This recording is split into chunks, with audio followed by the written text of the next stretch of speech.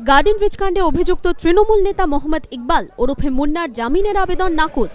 CID হেফাজতে রাখার নির্দেশ আদালতের। ফের বিক্ষোভ আদালত চত্বরে। গত 9 মার্চ বিহারের ডেহরি অনশন থেকে গ্রেপ্তার করে তাকে আলিপুর আদালতে তোলে সিআইডি। সেদিন মুন্নার মুক্তির দাবিতে বিক্ষোভ দেখান তার সমর্থকরা। নেতৃত্ব দেন মুন্নার মেয়ে সাবা ইকবাল। বুধবার সেই ঘটনারই পুনরাবৃত্তি। আদালত চত্বরে বিক্ষোভে ফেটে পড়লেন ইকবাল সমর্থকরা। তৃণমূলের অস্বস্তি বাড়িয়ে দলীয় নেতৃত্বের বিরুদ্ধে ফের সুর চড়ালেন সাবা।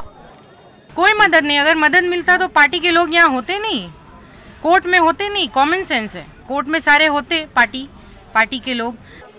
মুন্নার বিরুদ্ধে 2টি ধারায় মামলা করা হয়েছে।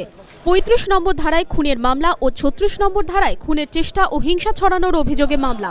প্রথম মামলায় পুলিশ হেফাজতে থাকার পর বুধবার আবার মুন্নাকে আদালতে তোলা হয়। মুন্নার আইনজীবী অশোক মুখোপাধ্যায় বলেন, তাকে এতদিন জেরা করেও কোনো নতুন তথ্য পায়নি সিআইডি। পুলিশ অফিসারের খুনের ঘটনায় কোনোভাবেই জড়িত নন তিনি, তাই তাকে জামিন দেওয়া হোক।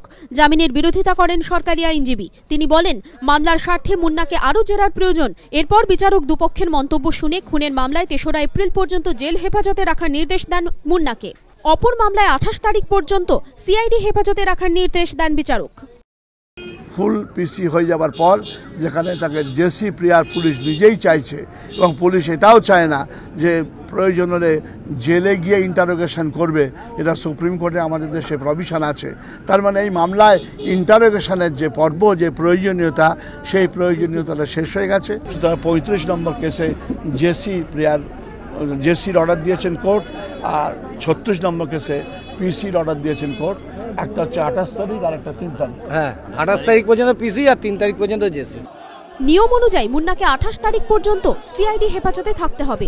ওই দিন তাকে ফের আদালতে তোলা হবে। সেদিনও আদালতে বিক্ষোভ দেখানোর তোড়জোড় ইতিমধ্যেই মুন্না সমর্থকরা শুরু করে দিয়েছেন।